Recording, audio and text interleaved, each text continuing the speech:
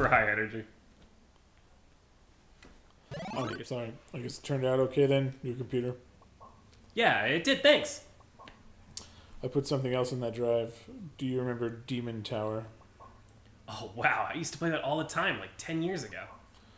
I've been playing it again. They've kept updating it. You can grab your old save game from their server and start right where you left off. Oh, cool. You should check it out and we can talk Demon Tower sometime. It's really cool still. I am deaf doing this. Thank you, Angus. Thank you, Angus. Tips out. Which one's this one? Oh, this is my away message. Born to lose, country trash proud, drummer, skate and destroy, skate. Or this is somebody. I don't know who it is. What's this?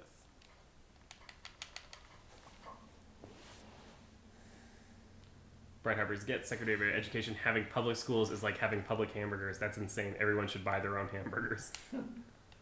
Seems like one game you can right?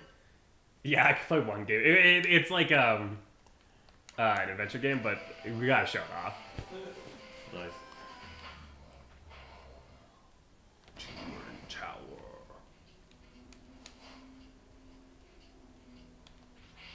So you got like a dash move and a slash. But your dash has to recharge. Ah, rats.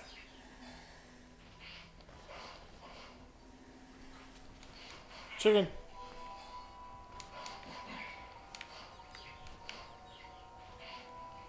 Yeah, when I first played this, I played Demon Tower for like a solid 2 hours. I was like, I'm just gonna keep playing Demon Tower. Because the pixel art's really cute. So you have to find a key to get through that door to reach the boss. Rat piles.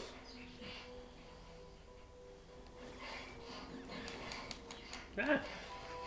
Oh my god, I'm getting fucked up. Fucked up by rats.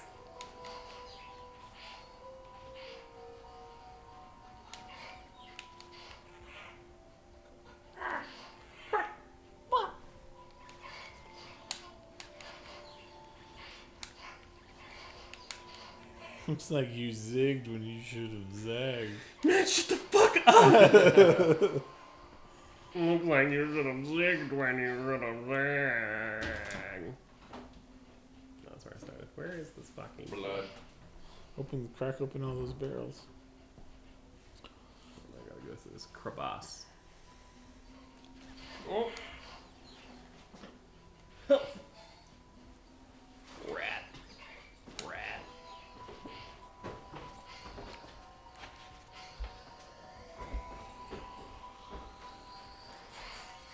Key. Let's crack open some barriles. Oh, I'm on fire. Everybody's got a hungry heart. So, Bueno, we were talking about Dude, earlier, Springsteen! this game is sort of like, what's it like going back to your hometown? Do you ever have... Because you lived in Puebla, didn't you? Yeah, I was there yesterday. Is it weird, like... Was it weird going back, like, the first time? Which is kind of like the premise here. Honestly, it's close enough to where there wasn't always the biggest disconnect. Mm-hmm. It's more now, being like 10 years down the road. Yeah. And like parents just getting older and the way that family connections are set up and stuff like that, just drifting a little bit in certain ways. So, My parents grappling with me drifting away is like I think the hardest thing they've ever had to deal with, because I've been in their lives so much, like because my sister has left, and I'm not like my sisters. My sisters are people who like text and call at them every day, and like they're always updating, and me, like I call when I like, or text if I need something, or if, like I'll respond to any text message I get. But they're always like, you never call or text. And I'm just like, I'm busy. Like, I have shit I have to do. And, like, I don't have time to fucking, like... Yeah, like, it's not specifically lack of caring. It's just getting swept into your life. Yeah. Right. And not wasting time on, like, small talk that doesn't mean anything, really. I was at work, and my dad sent me a message on Facebook. of like these glasses of a Kickstarter he found, and the Kickstarter had ended like last year, so I couldn't even like donate it to him if I wanted. But it was just those glasses and then nothing. But seeing a message pop up from my dad on my Facebook, I was like, what the fuck?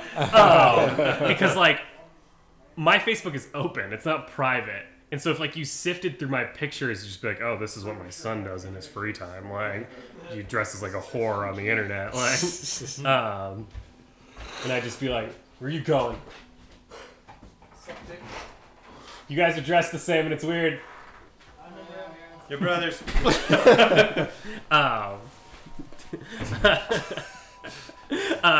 reminded me, I think I was talking to some other people like the other day about like weird like sexuality stuff and how he was like, if I think a guy is attractive, you probably think I'm bi. And I'm like, I can't tell you what you are, dude, but you're gay. You think one guy is attractive and you are gay forever. That's it. That's the rule. If you see one dude and you're like, that guy's attractive, that makes you gay, bitch. Like, you will suck wieners. So there's fucking one rule in this hood.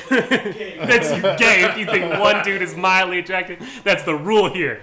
Gay. Want to get a drink? Because I am also gay. Ooh. I love the sounds. And it's done. Yep, one hit. One kill. One shot, one kill. One shot, one Oh, opportunity. bad. This is Demon Tower. I also killed that guy immediately, but apparently if you keep him alive, he tells you where treasure is. But I was not like paying attention. Let's surrender the horror. That's Demon Tower. But yeah, it's weird like interacting with my parents like that, and like my mom texted me and she was like, did you see Power Rangers? And I was like, yeah. And I was like, it's bad. Because she asked how it was. And she's like, oh, that's a shame. And I'm like, that was it. Like, I'm like, Yeah. And part of me would be like, Mom, did you really want me to sit here and like go through the like minutia of how I didn't like Power Rangers? Do you actually give a shit? Like, Do you need this? do you need this? Like, but yeah. That's like an odd reflex to have to build into your life, is actually just to communicate emotionally with your parents. Mm-hmm. Yeah.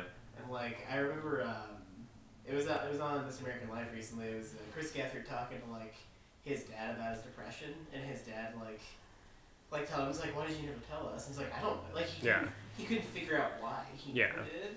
I'm like the exact same way, where like I don't tell my parents like about shit that makes me sad, because like my parents can worry, right? You know, and I just don't want to bother them with that. Well, I think the thing is that it's something that like I feel like I need to learn how to do, not as like a source of assistance, or specifically just as because I want them to know me. Yeah. Like, and that, not to say that that's the biggest component of my life, but it's something that I shouldn't.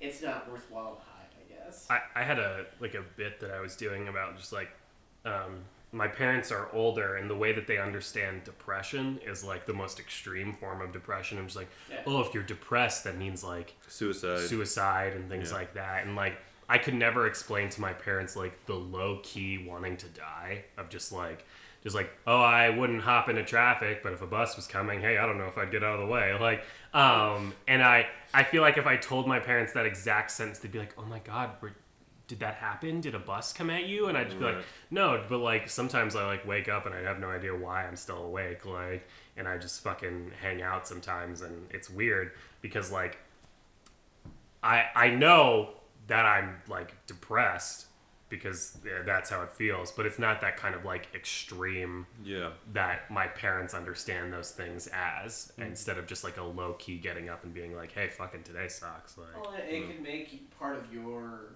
communication with them, like, there's a lot of teaching you have to do. And it's kind of odd. It's almost like generations of kids, like, you know, like a certain generation of kids will go to college. It's almost like, it feels sometimes like, oh, I'm the generation of kids that got to be emotionally introspective. Yeah. And like mull this shit over rather than just like go get to work. You have fucking kids. Yeah. Go ahead and have this. I'm figuring myself out. I've got this. Mom and Dad, being depressed sometimes is fine. It's like, yeah, it's fine, but go to work. And like, because my mom will, I'll make jokes, and I think the most open I am around my mom is when I'm telling jokes to friends that she has. Mm-hmm. She'll be like, because they'll be like, oh, what do you do? I'm just like, oh, well, I'm an internet and comedian, and every night I think about drinking myself into a coma. And I'll see the look of horror on my mom's face. She's like, Brett, don't tell them that. And I had that moment recently because when I went to Florida to go to Disney, I was also speaking at an educational conference for my mom about like being a like what they called a gifted learner. And being gifted as a kid means you just wake up as a more emotionally fragile adult. I shot a dart one time and it ended up in that lamp fixture. But I was just like, on the panel, I said something that I've never said to my mom, which I was just like, they do not tell you how much of your life ADHD will destroy. Like, will just like wrap its hands around and choke the life out of. Because when you're a kid and you have ADHD, and especially if you're one of the gifted and talented kids, what they explain to you is that ADD makes it harder for you to focus, and how they relate to that is school. It's like, oh, you might not get your assignments done as well unless you work really hard and blah, blah, blah, blah. But what they don't tell you is ADHD impacts every portion of your life, like personal relationships, hobbies, projects, movies, music. It will take everything from you if you let it, because everything becomes boring. Like, and looking at my mom in the crowd, she was like horrified, like that she had never known this about me. That like, because like I saw it because she was sitting in the audience, and I saw her face just like so like she wanted to rush the stage and hug me. And I looked at her and I was like, fuck, like fucking hell, like and that's I think the thing that keeps me is that I know my mom cares and she wants to care, but the things that keep me is I don't want to see that look on my mom's face. Like, the thing about that though is that considering what your mom's an educator and is particularly concerned with that component of education and how helpful that was, and no matter at what time it actually came, and you don't want to hurt the people that you love or put them in a position to have to feel uncomfortable with your emotional state or feeling like they can't leave you to your emotional state. Yeah.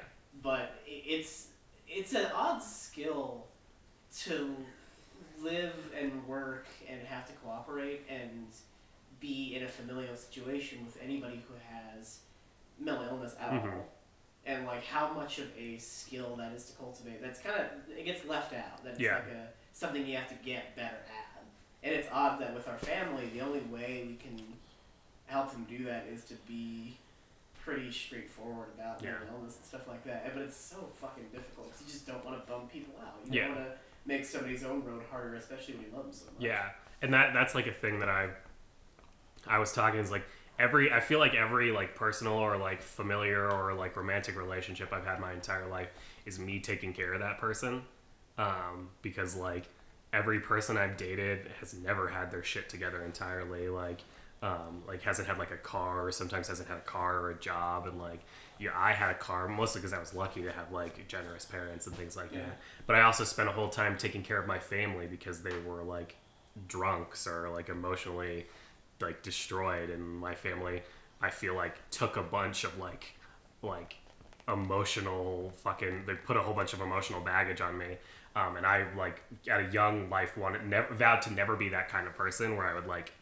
burden people with my own emotional baggage. And now lately I try to be more open with my friends, but I still am like not there with my family, and I do not talk to my sisters because they're devil people, like and that's just like a point in my life where I'm like done skis. We might have to split this into 2 episodes. That's fine. We're at like 40 minutes. That's fine. But yeah, it's weird, and like I do a lot of these things for my mom where I'll go speak in places because she works with gifted and talented kids because she wanted to help kids like me. And I always tell her, it's like, if you want to help kids like me, you don't have to like trick us or anything. We just want someone to be in our camp to help. And like, I feel like in a lot of like education, it's like, well, how do we corral kids into like trusting us and learning? It's like kids are smarter than you give them credit for, and they will understand someone who's trying to trick them and someone who's actually trying to help them. Never talk down to them. Yeah. That's huge. I was like, when I was younger, I felt like every adult was talking down to me, and like 1 or 2 adults felt like I understood because they were real with me, and like, when I left high school early, a bunch of teachers were like, why are you doing this? Why are you throwing away your education? And they didn't understand that this was a step in my life. And I was like, all right, just sign the paper so I can leave. And then one teacher who was my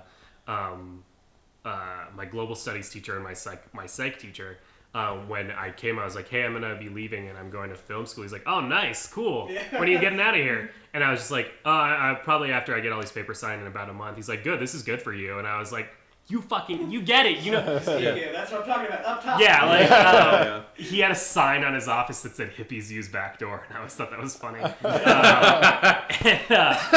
I remember walking by with my friend Patrick in high school, and he laughed. He's like, I want that on a shirt. And then there was a pause, and he was like, wait, no, that means hippies want to fuck me in the ass.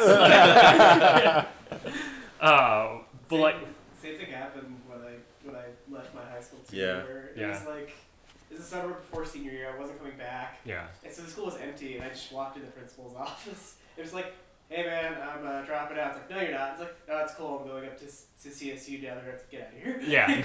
That was a big thing with my mom. Is she was like, you can't just leave. You have to have a plan. And then once I had like a plan, my mom got it, my psych teacher got it, and then my school counselor at the time was also supportive because he understood that I didn't like. Mm-hmm. He a lot of what it was is they were just like, we just don't want to see you like drop out and go nowhere. You have to go somewhere. And I was like, that's fine, I get that. And so I ended up going to film school, and like that I think I've said it on a different episode where that was like that's like one of the few decisions in my life where I felt like I actually had like control over something. That was just like, oh, I made a decision. Like if I hadn't gone to school, I would have not met any of you guys. Like, and like we've been friends for 10 years now, guys. Isn't that crazy? 10 years. Like, at least me and Matt, 10 years. And you guys a little bit less. Like, but me and Matt, 2007 was when I went to my first film school class, and now Matt and I have been friends for 10 fucking years. That's like, Isn't crazy. that weird? Yeah.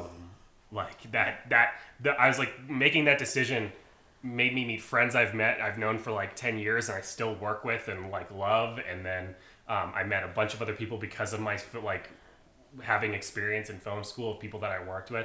I wouldn't have done 50% off if I hadn't made that decision, which I still love to do. I wouldn't be here. Like, it's that chaos theory where you can all trace it back, but I feel like I always trace it back to that one choice. Like that was like the main, like, if I drew the fucking Back to the Future timeline on the chalkboard, that's like the divergent point of like, it always comes back to that one decision. And Look what happens to me! Marty, you gotta go back! You gotta go to school, Marty! It came from somebody like embracing your decision and want to go off road. Yeah. Just like, I'm not gonna run this course because it doesn't work for me. And they make you feel like you have to take that strain. It's like you go to high school, you graduate high school, you go to college for your job. Once you're done with college, you do your job and you're done. And I'm like, then you die. Then you fucking die. Like, don't forget the family aspect. Yeah, and then you have married, your kids do have the same thing. Get a house, die. Right. Yeah. It's all a cycle. And like sitting there, like I remember sitting in high school, just like, I can't do any of that. I can't fucking do any of that. I'm not gonna fucking do this, and I'm not like, it's that same kind of like, I'm not gonna die in this small town feeling of just like, I'm out of here. And I knew I didn't want to hang out. Like my junior year, I mostly ditched class and took naps in the theater prop room, like because I was up all night playing fucking Champions Online, and like City Heroes and like shit, and like fucking hanging out on the guy online roleplay forums, fucking doing nothing. And I was like, I don't fucking care about any of the people at my school. And like, that's also where I knew I have friends are the same thing. Like friends who were just like, why are you leaving? Why are you like, why? And then a bunch of friends who like really knew me were like, get the fuck out of here. Like, get the fuck out, idiot. Like, why are you still here? Like, and I was like, real friends, fake friends, real friends. Like, and what was weird is I knew those people had like some kind of care in what they were saying because they didn't want to see me fail, but they were just wrong. Like they didn't know me as well as they thought they did, because I feel like if they had known me, they would have just like let me go. I could go on hours with it too, but yeah, absolutely. Yeah. Right. Well, there we got a little real at the end. Real talk again. People like the real talk episodes. Do they? I get a lot of messages on Tumblr from people saying that like, oh, they really like the real talk episodes. Awesome. They have those feelings, and I got one message that was really nice from an anonymous person that was saying they were like, hearing you guys talk about stuff, because we did a couple Real Talk episodes. It was me, Hiram, Evan, Counterman, and Evan. Yeah. And they were like, hearing you guys talk about some of that stuff was so nice, because I've had a lot of those same feelings about feeling alone and depressed. And